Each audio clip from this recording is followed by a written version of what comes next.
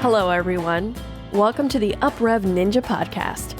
If this is your first time listening, thanks for joining us.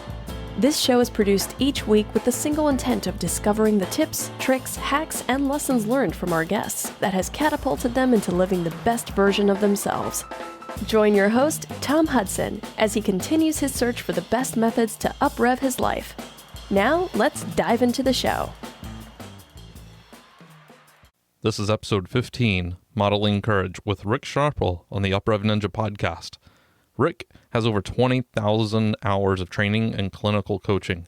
He's internationally recognized and a nationally accredited trainer of life coaching, neuro-linguistic programming, public speaking, and trainers training with Life Beyond Limits. This is a great episode, and I'm looking forward to getting into it with you. So before we dive into the show, I just want to read a review off of iTunes. It's by Missy the Rabbit. It says, I love the idea behind the show and the guests I've been on so far. It's very inspirational, and she can't wait for more episodes. So while you're listening to this episode, hop on iTunes, leave that rate and review. Hey, welcome to the UpRev Ninja podcast. Today I've got Rik Schnabel joining us, and he's I'm going to say an NLP expert. But other than that, Rik, why don't you tell us about who you are and how you got to where you are today in life? Okay, thank you, Tom. I guess I went down a rabbit hole, for my own self at, a fairly young part of my life. I was born in Melbourne, Australia, and came from migrant parents. And went typically through this kind of culture shock that when I was born, there were a lot of Australian kids, and even though I was born in Australia, I had this really weird name, Schnabel, and everyone else had names like Smith and Roberts and Stevens and all these very simple, Western type names. And my first introduction to introducing myself was, what's your name? And I said, my name's Rik Schnabel, and I got a punch in the face. I can imagine. And there wasn't a lot of acceptance of other cultures at that particular time. And I realized that it was one very important lesson that I was to learn in life, which was to carry me for the rest of my life, was I kept asking the question, why is the world so unkind? We call ourselves humankind, yet I'm not experiencing a lot of kindness. And I kind of felt like an alien, I guess, like a lot of us, growing up, finding our identity.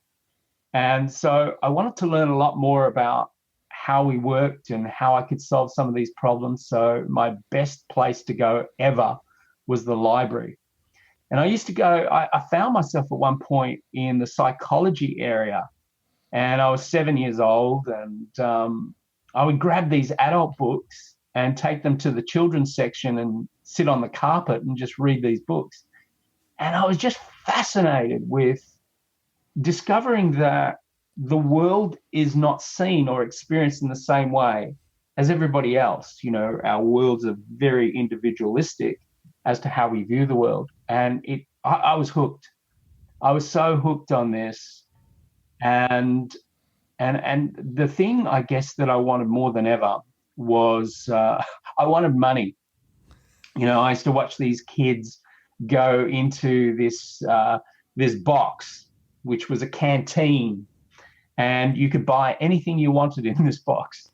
And kids would come out with ice creams and things like that. And I was never given money because my parents thought that they were the poorest family in Australia. Okay. And so it was a big challenge for me, a massive challenge for me. I thought, how do you get money? How do you get money? So I became this entrepreneur as well. I found ways to make money, and was taking old lemonade bottles, to the delicatessen and getting money back from them, and selling newspapers to the grocer and a whole bunch of things. And it just took me down this path. And I discovered as I got older is I found ways to solve problems that I realized that a lot of other people had too. And I realized that it had less to do with skill, and it had more to do with mindset. And actually, this is something that I've never actually shared publicly before. When I was born, my mother was very old for a mother at that time. She was over 40. And, as a migrant parent, she was really struggling, I guess, and actually attempted suicide a couple of times. And once before I was born and once when she had me as a baby. And what I discovered blew me away later on in my adult life. I had, for most of my childhood, I had this thing that most people would call depression, but I also had suicidal tendencies. And, a lot of people who have attempted suicide might be asked, how many times have you actually thought of suicide? And they might say, 3 times in their life or 5 times in their life. For me, it was a constant. I was constantly thinking of taking my own life. And it wasn't until I was much older that I actually attempted it and thankfully failed. And what I discovered is in that moment, I discovered I had so much pain inside of me and so much darkness and blackness and I didn't know why. And later in my life, going through the neuro-linguistic programming journey, I went very deep into it. And I discovered so much. And I realized that many of my patterns actually weren't even mine. Many of my patterns actually were patterns that came from my mother. It was her dark, black feelings. And so I went through learning NLP, and I kept going through my training. I kept going deeper and deeper and deeper into the training until, in fact, I ran out of training, and the only thing I could become from then on was an NLP trainer. And I realized as I released a lot of these programs, I realized I had a program in me which you could probably call access denied. And what that meant is that nearly everything I tried failed. I just couldn't.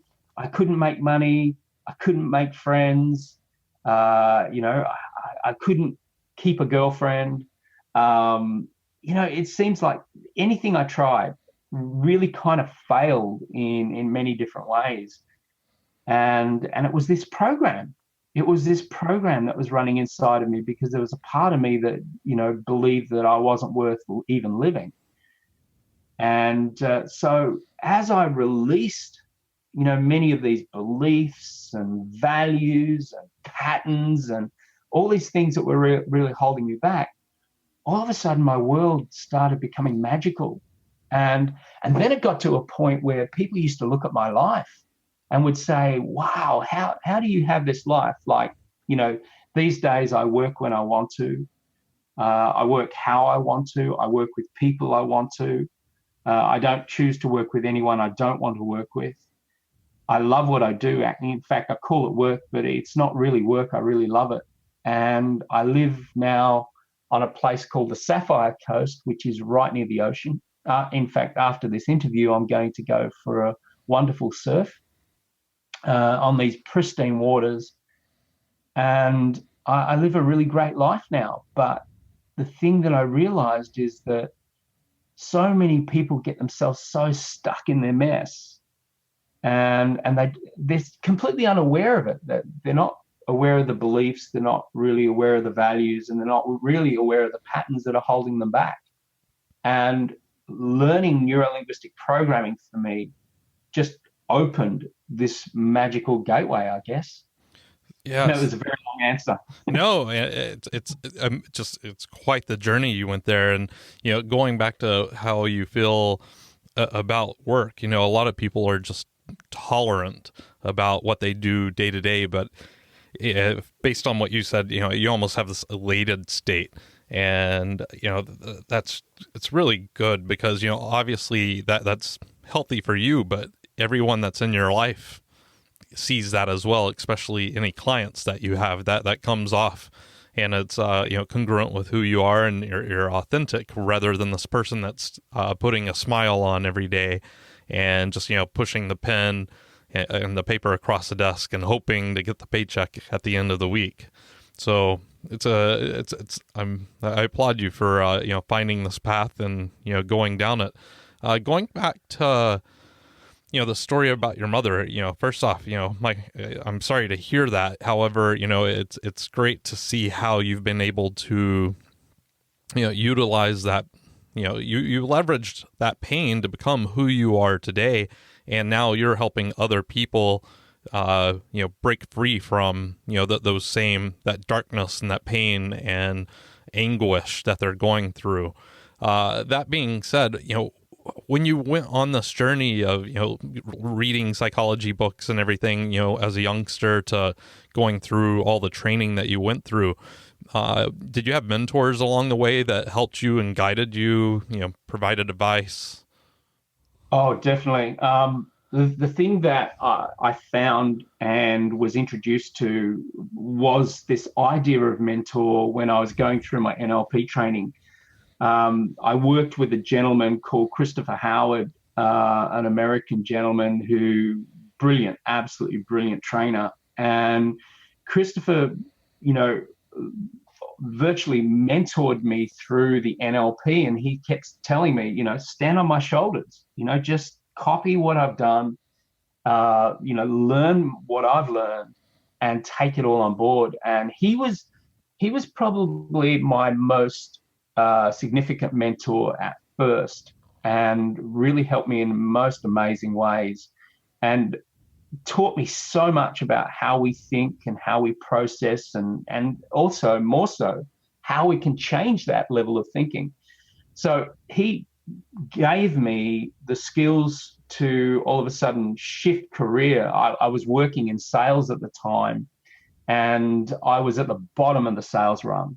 The company was an Australian and American company, and I was my significant moment was that I was at the bottom of the sales ladder. I was the worst salesman in the history of the company, and it was going to be a matter of weeks before I was out the door. But the problem was I was massively in debt. I think I had about a $70,000 debt at the time, and I was going backwards. And that's when I was working with Chris, and I realized there were some programs. This is the funniest program, and for anyone listening that's in sales, please forgive what I'm about to say. What I'm about to say is complete rubbish. I used to believe that salespeople were sleazy, and they would sell their grandmother, and they didn't really care about people. And I discovered that belief, or that series of beliefs, was stopping me from doing well in sales, because if I was really good at sales, it meant that I was incredibly sleazy and would sell 100 grandmothers. And so what I realized through my NLP training was that it was completely wrong. That judgment that I had made on salespeople was actually a judgment on myself. And when I got to the point of realizing this, what happened was I changed the program. And when I changed the program, I went from the worst salesperson in the history of the company to the best in 3 months. Wow. And at the time, I was making more money than our own Prime Minister in Australia. And and I didn't realize this till a friend of mine said, he said, "Oh my God, your transformation's been amazing." He said, "Do you realize you're earning more than John Howard, Prime Minister John Howard, who was our Prime Minister at the time?" And that really shocked me. It really shocked me to think that I'm working far less, and my responsibility is far less. He's running a country. I'm just running myself. And he's working extraordinary hours and extraordinary days, and I'm hardly working. And that was a momentous time. But there was another gentleman who also taught me how to think about business and how to think about leverage. And he taught me one formula, which I'll never, ever forget. He said, Rick, he said, you need to understand the formula for wealth. And I said, what is the formula for wealth? And he said, it's value times leverage. And I said, that doesn't make a huge amount of sense to me. I can't do much with the mathematics of that. And he said, it's really simple. He said, do what you love and become one of the best at it.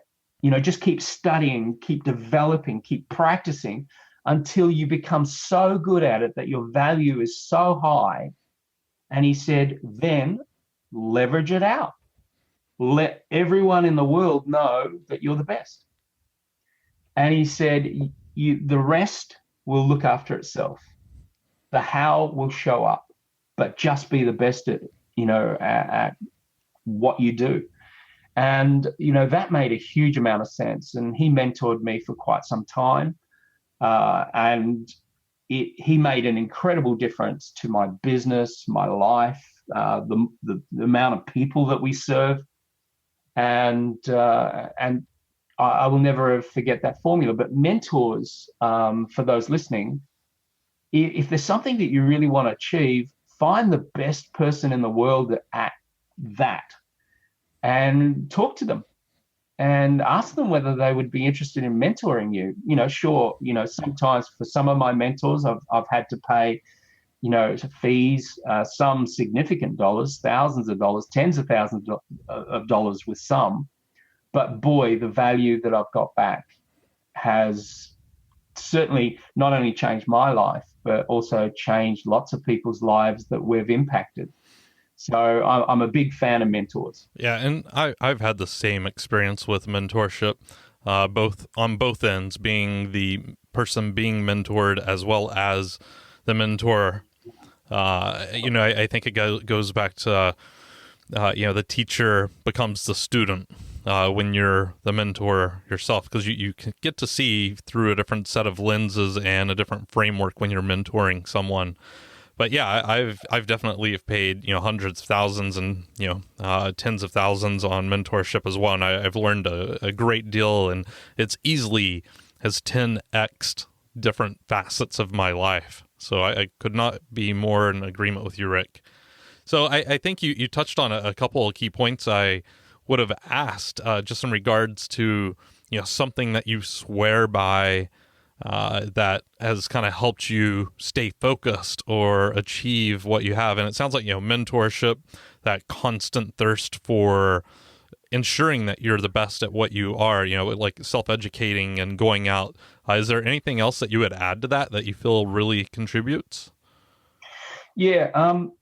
I've been an author of books for quite some time, and I was thinking I got to my third book, and it was time to write my third book, and I was wondering, what is the best book that I could write right now? What do people need more than anything? And I realized that one of the most fundamental things that people need is courage. And it's the sort of thing that you can't learn from anybody. It's something that you must experience yourself. You can't just take someone else's courage and use that. You've actually got to find your own. And so I realized that through my life, there was a point that I decided to be very courageous. And I practiced being courageous.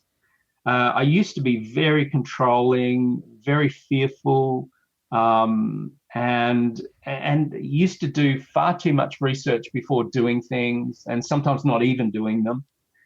And I realized that there was a model for courage. So I worked with someone to find out, how do I do courage? If I had to model it, what are the ways that I'm thinking? What am I doing? How am I actually structuring my life? Right down to everything from going, and structuring a business to walking into a restaurant and ordering a meal. there are courageous ways of doing all of these things. And I realized that that was something that I could model. So I wrote a book called Raw Courage.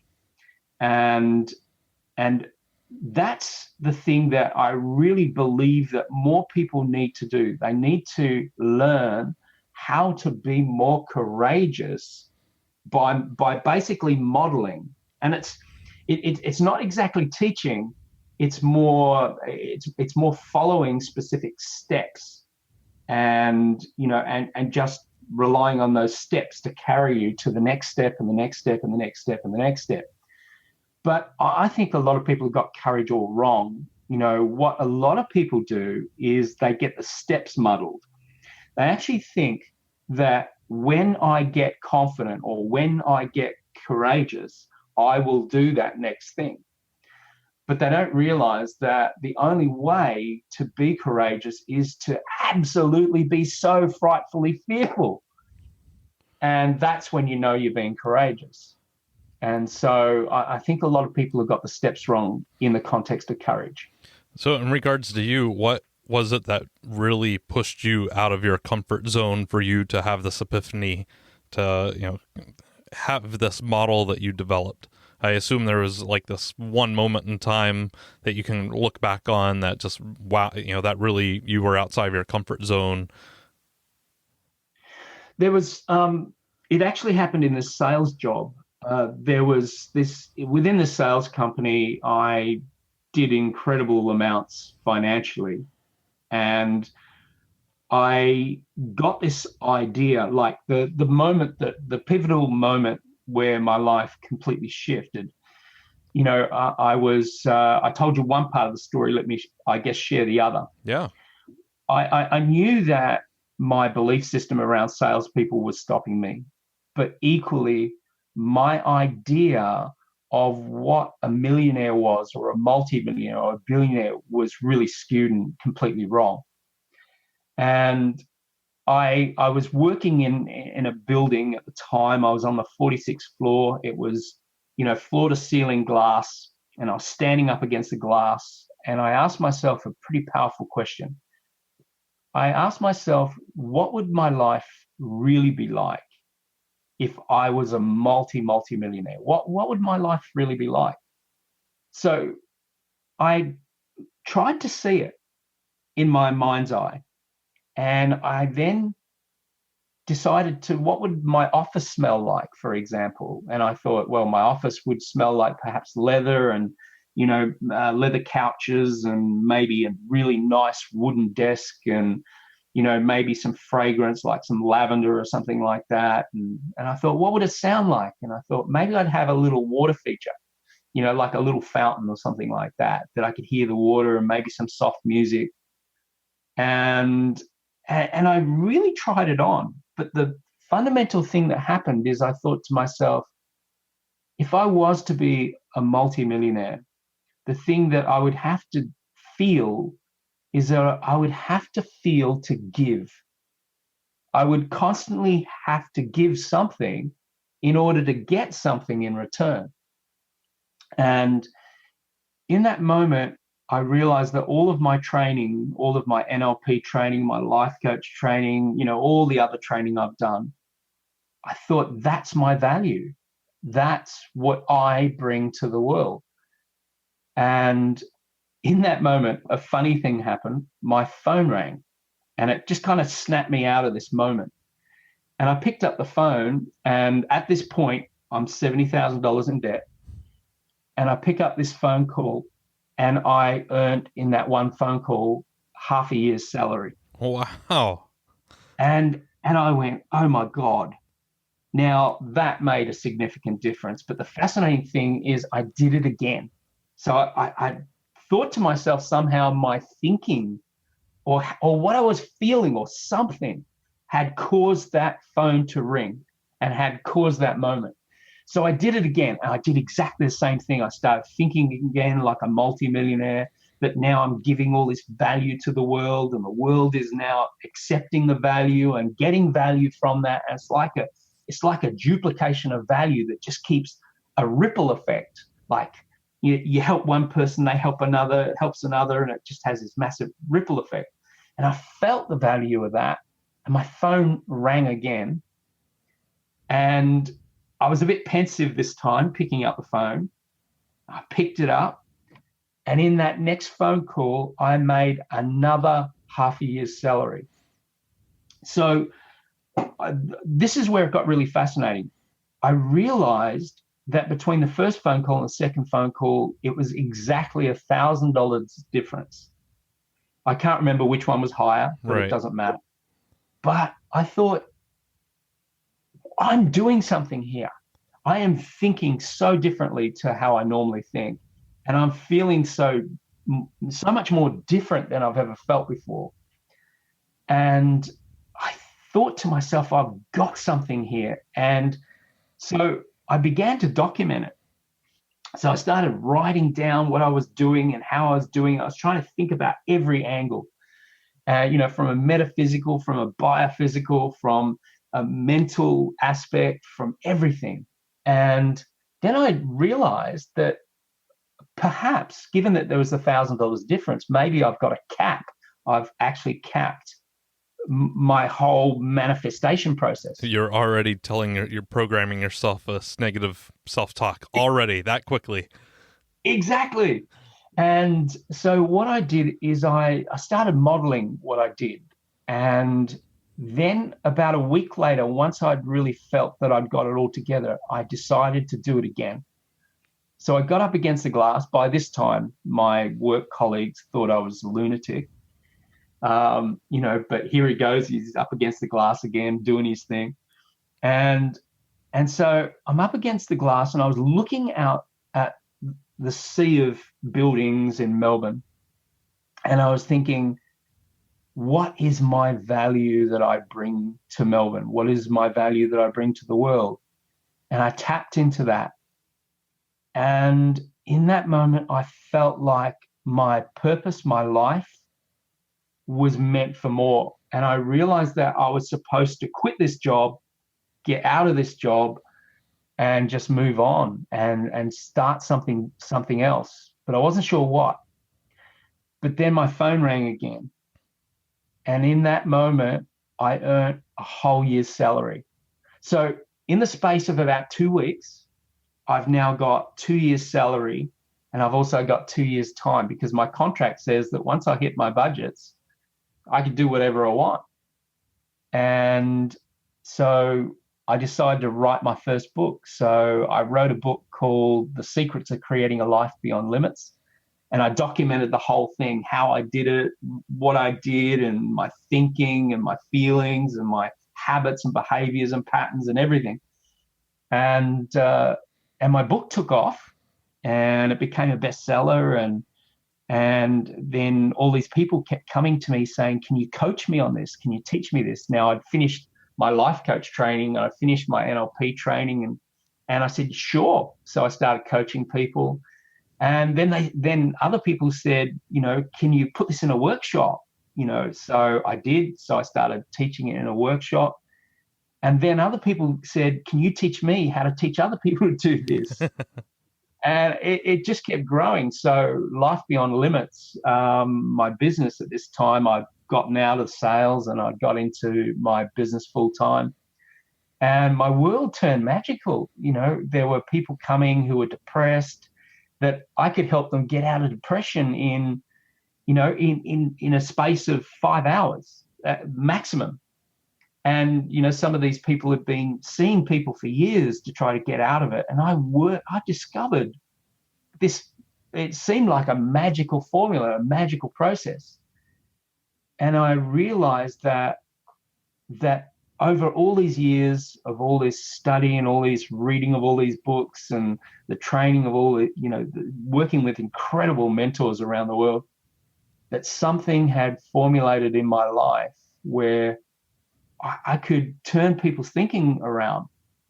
But it was much more than just coaching. There was a metaphysical element about it as well. It was like, and I know this might sound a bit woo-woo, but essentially it's kind of like, when you connect with someone, there's the obvious chat that we're having right now. Right. But there's also this other thing. There's like, you're in one part of the world, I'm in another part of the world, but there's almost like this invisible connection as well. And it's also, there's this intention that we have where, it's either a good intention or a bad intention, or it's an intention to help, or an intention to heal, or it's an intention to, create an opportunity to create a turning point for somebody, or whatever it is. But what I discovered is that if you get very clear when you're working with someone, you get very clear on your intention for them by finding out what is it that they need and what is it that they want, and being able to, it's like an invisible force that you put into your words. I guess anyone who is Reiki trained, or, kind of hands-on healing type trained, would get a deep level sense of what I'm talking about here. But it's not just the words. There is something that you do in those moments when you're working with an audience or you're working with an individual that has a magic to it. Now, if you don't believe in the magic, it disappears. Right. But if you believe in the magic, there is something there, and it's unquantifiable. I don't think there's a scientist on the planet that's discovered a ruler or a camera or something that can measure it. And so therefore, because it hasn't been measured, therefore, it doesn't exist according to the measurer. But it does. There is something incredibly magical that we have as people that we can give to one another, and we can help each other just by sometimes being in the space of another person. And this really clarified for me when, particularly, I started doing a lot of live type talks and workshops and trainings. Often I have, some of my students that I taught, 14 years ago will come into one of the rooms that I'm teaching, and will say, look, I just want to be here because I really get something from being in your space. And I think we all have this, but many of us don't realize we have it, and so therefore we don't explore it and we don't release it. But there is a magic that people have. And I think from a transformational standpoint, for me personally, I think I've found the right space. I feel very at home working with people and helping people to just see the world in a different way. And I guess to clarify it, I used to run these groups, and they were called wealth clubs. And the groups that I used to run essentially is I would teach them something, challenge them, and mentor them. And I can remember this one particular time I was with a group, and I said, all your financial problems can disappear, but they're not going to disappear with your current thinking. They're just going to perpetuate. They're going to be the same. Whatever you've done in the last 7 years, it's likely to be the same in the next 7 years, unless you dramatically change your thinking. And I started talking about this invisible energy. And I started talking to this group that, your financial problems can be solved really quickly. For example, the tax office can get things wrong. The IRS can get things wrong. And they could come back to you and say, we're really sorry, but we mucked up our figures, and here you go. Here is some tax that you paid that you really shouldn't have. And you can end up with a big check in the mail. And, all sorts of magical things can happen. And I can remember this has happened now more than once, but this woman called me straight after, and this is about midnight. She phones me, and I'm thinking, why is someone phoning me at midnight? So I picked up the call. And she said, what did you do? And I said, what do you mean, what did I do? She said, I came home and I opened my letterbox, and in my mailbox, there was a check from the tax department, a big check. And she said, that's exactly what you said could happen. And she said, that's never happened to me ever before. And, and I can't fully explain how these things happen at times, but it is almost like there is this other world that we can tap into. And when we allow ourselves to tap into it, we can create such incredible magic. Things can turn in really amazing and powerful ways. And so, what I get from this is that many of us will soon realize that our lives are actually an illusion of our own creation. Absolutely. I completely agree with that. Yeah, if we can open up this incredible way of thinking, then our worlds can really turn quite magical. Well, Rik, there's a lot here that you've said for us to contemplate and digest, but it kind of leads me to question in regards to how do you balance this? I mean, I know you have this mindset, and this is the lens that you see the world and your life in now. But what habits do you have now to make sure that you're continuing to look through these lenses? The things that some people, by the way, I'll preface this, are not going to like it, because there are going to be some habits that people do and accept and agree to and do socially, and probably don't want to not do them. But one thing that I find that really upsets my thinking can often just be one glass of alcohol. I still drink, but it's very rare that I do. I might have a champagne at a celebration, or I might have, a glass of beer or something like that, at a time for a particular reason. But I find that alcohol really upsets that level of manifestation, that level of thinking. Cigarettes certainly do that. Any toxins. Now, while I'm not just picking on cigarettes here, but really any toxins. Right. That equally includes various foods that have, lots of colors and flavors and things like that can upset it. The thing that I think that people don't realize is that our thoughts are chemistry.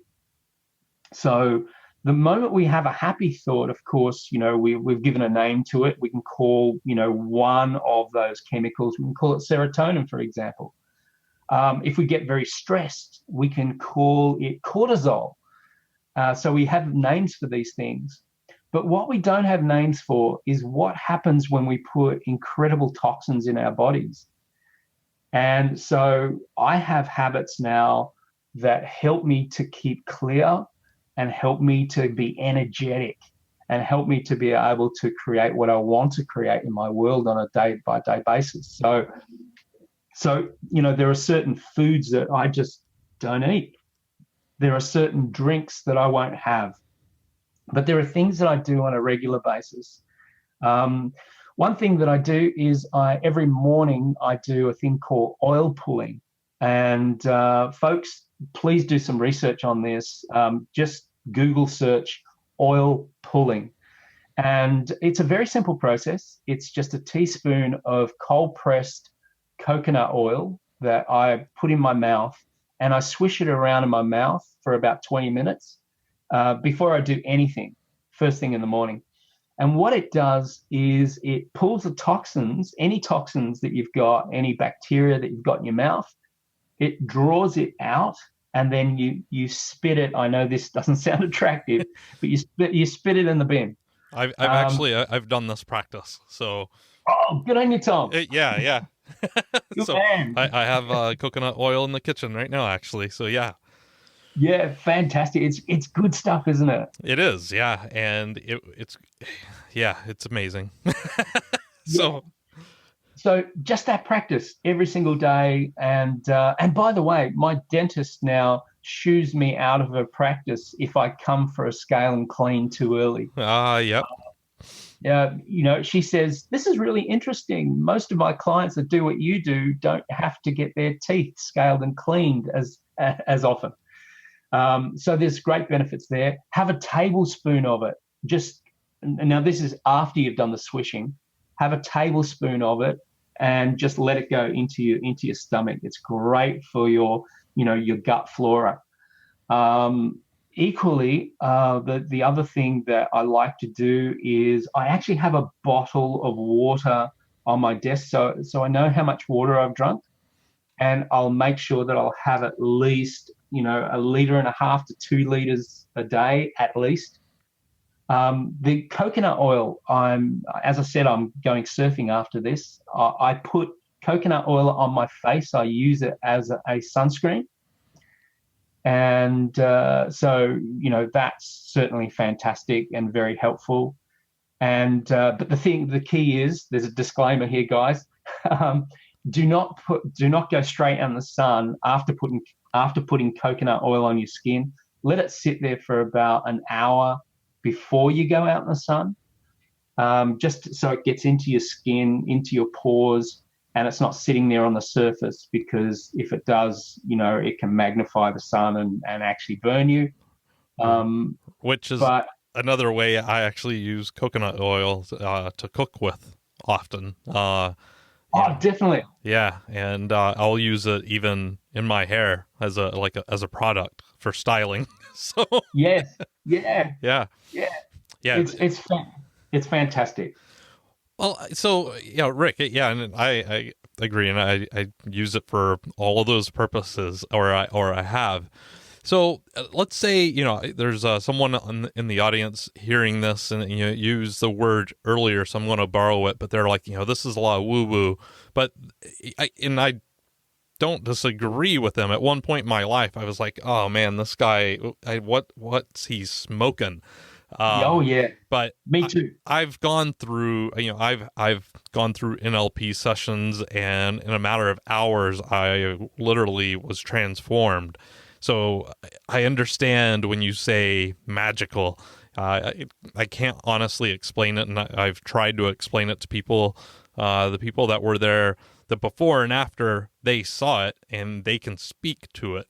But, I'm out in the audience today. I'm listening. I'm overwhelmed. I'm trying to digest everything that was just said during this episode. And I'm lost. I don't know what the next step is I should take. And what kind of advice would you give that person that's listening? The thing that I think is, to simplify, it comes to why, what, how. And the first thing that we've got to get a sense of is, why are we doing what we're doing? Whatever that might be. We've got to have a reason. Reasons get results. So we've got to have a reason to do what we do. And we've got to focus our energies into a what. What is it that we specifically do? And I believe that addictive behavior is a good thing. And I wrote extensively in Raw Courage about addictive behavior. And I really think that addictive behavior in the right direction, that is, choose something that you really love, have a reason to love it, and then the how just seems to show up. All the steps that we need to take in order to get what we really want seems to show up. And the thing that's most important is, when those steps show up, it's like the universe says to you, here you go, do this. And all you need to be is courageous. To get out of a life that we're not happy with or we wish to change, we have to understand that there's got to be some change. And the amygdala, the part of our brain that is the fight and the flight, essentially is going to tell you that anything that's different is wrong, and anything that's different is unsafe. But you've got to be courageous enough to take that step, even though it might seem like it's wrong, different, weird, or whatever words you might put to it. If the universe is showing that to you, take the step. And that's the most important thing. We can't know really what tomorrow holds for us. What we can know is that we've got choices right in front of us right now. And what we need to do is we need to follow our intuition. And by pulling out those toxins out of our bodies and stop the lifestyles that are confusing us and dulling our senses, we can open up to a magical world. And, trust yourself, really trust yourself. Find the thing that you've wanted more than anything and pursue it, and just trust yourself. I think that's a great wrap, Rik. I think that's just, you wrapped it up very succinctly there. That being said, is there something that you're currently working on, or, a book or a project or anything like that you would like to share with us? I guess for anyone that wants to get a sense of how a lot of this works, there's a program that we run called the Rich Mind Program, and I'm just kind of collectively, Tom, thinking about a whole bunch of things. What would be the best place to go? But there could be two. There's the Rich Mind Program, which is simply richmind.com, or there's lifebeyondlimits.com.au. And, whatever resonates with you, have a look. There's lots of free resources on lifebeyondlimits.com.au, and there's also stuff on Rich Mind as well. But start thinking more richly. There is so much on offer. There is so much you can do. And anything you can do to help your thinking to change and open up your heart as to what you really want from this world, and just make it happen. Well, Rik, yeah, I completely agree. I mean, just get over the fear. It's a lot easier said than done, but yes. you exercise that muscle, you get stronger at it like anything. Is there anything that we haven't touched on that you would like to, bring to the audience's attention before we conclude the show? Yeah, just one thing. It could open a hornet's nest. But no, that's okay. Just one thing I'd like to share. Yeah. Is there was a belief that I used to have a long time ago that when we died, life was over. And at one point I decided not to believe in death anymore. And I don't believe we die. I believe it's a myth. I believe we just go on. We just go on at a different energy. And if death doesn't exist, what would you do? What would you do if death just didn't exist? It meant that no matter what you did, even if you did what we believe is died from it, what if death didn't exist? I think that's a great question to ask, and I am in agreement with you, by the way. So, we are all energy, and energy just can't disappear. So, well, thank you very much, Rik, for coming on the show. I really appreciate your time, your story, and the energy and enthusiasm that you shared with us today. Thank you so much, Tom. I've really enjoyed it too, and I hope I've been able to help. So I got some good takeaways today from Rik. He discussed just the importance of a mentor, and we've heard this on the show multiple times. But, he talked about exactly who his mentor was and what he taught, cost around that and stuff like that. And, one of the key items he learned was the formula for wealth, which he shared with us on the show. It was all about leverage. And then Rik also got into discussing modeling courage. And, he does dive into this in his book, Roar Courage, a little bit more, which is in the show notes. However, he really just talks about what it meant, the epiphany that he had, and just the way he started living his life differently. And it was a matter of minutes. And, he dives into that in the show, and I really enjoyed that story. So, those were some of my key takeaways. It was really about just how to model courage. You hear fake it till you make it. That's a big thing out there. And just really the key driver in a lot of this was mentorship.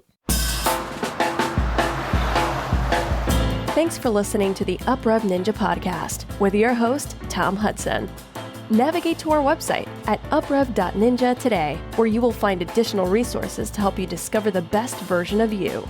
While you're there, join our newsletter and join the discussion on your favorite social media platforms. We've got some awesome guests lined up to share with us how they are becoming the best versions of themselves. Again, thank you for listening. Now it's time to go out and uprev your life.